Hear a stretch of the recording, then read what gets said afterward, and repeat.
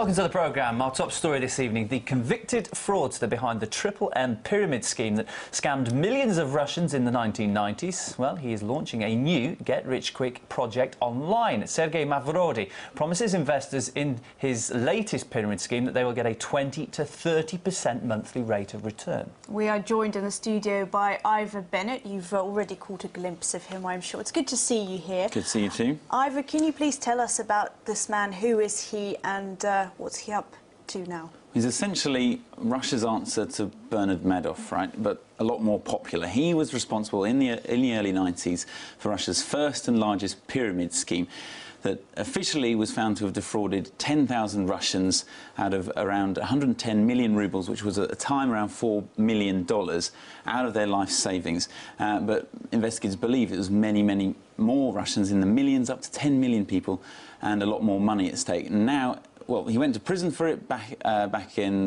last decade, and now he's up to it again. He's launching a new financial scheme, and he says this time it's legal, basically. Amazing to think he's back, having another go. Says it's all legal this time. So just explain to us, we will judge ourselves, I think, whether it's going to be a good idea or not. Just explain the new scheme to us. As he said before, he reckons it's going to make people monthly returns of up to 20 to 30%, and he's calling it an international financial social network where all transactions are made between the investors themselves, so no middleman. So creaming off the money, that's what happened before.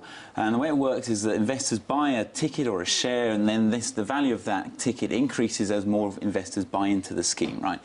And then the way you get out, the way you make your money, is you sell this ticket to a new investor for more money than you bought it for. So therefore you bypass the middleman, but it is a pyramid scheme in the sense that the investments are increasing all the time. Now, Mavrodi hasn't actually denied that it's a pyramid scheme, but he does say it's a lot more above board.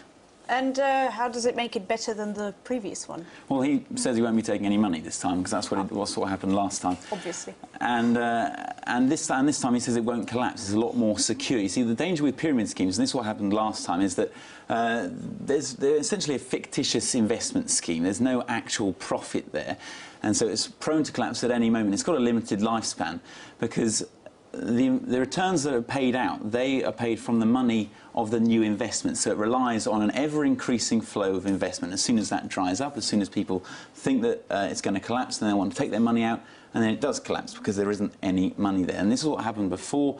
Back in 1992, 1994, Mavrodi launched this pyramid scheme, and the shares increased dramatically by about 60%, very, very quickly, and then when people wanted the money out, it collapsed. And he, in 2007, was found guilty of defrauding 10,000 people out of around $4 million. I'm just trying to sort of get my head around this. It sounds like a strange scheme. It's not like shares in a company where it's dependent on the performance of the company. You just have a ticket, and if nobody wants it, presumably my ticket won't be worth much. So I have to go home and think about that a bit more. This gentleman in question, though, it's believed by the authorities millions of people lost money to him, yet somehow he remains pretty popular. Now, how on earth can that be? Yeah, it is very strange. He does seem to have achieved somewhat of a cult status in Russia, largely in part of his TV advertising campaign back in the early 90s, when advertising on television opened up. It was some of the first independent advertising, and it was very sort of a quirky advertising campaign. Anya, maybe you remember it. I do, absolutely. It was very popular, because there weren't many TV ads back in the day as well, and it was just gripped your attention. There it is, because it had a few characters. As ordinary Russians, suddenly their life dramatically improves after they've bought shares in this investment scheme. However, it wasn't to be. Millions of people, as you say, are thought to have lost their money.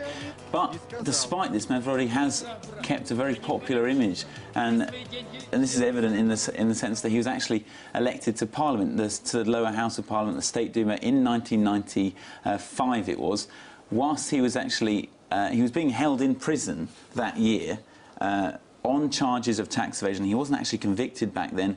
Then he was released so he could run for Parliament. He got in largely because of support from the people he had actually defrauded. These people thought that he and their money were actually victims of a corrupt state, and that it was a government plot to bring it down. And that still was evident and apparent in his trial in 2007, when many of the elderly investors from that scheme in the 90s were there. When the verdict was read out, they were standing up alongside him to receive the verdict, and they were saying that he should be just let free and he hasn't done anything wrong. And here he is trying to do it again, so he's still got that support, clearly. Unbelievable. Amazing, yeah. So Sergei Mavrodis is back. There's a new pyramid scheme brewing there, in case you're interested, and we're talking to our correspondent Ivor Bennett about it. Thanks so much for the information.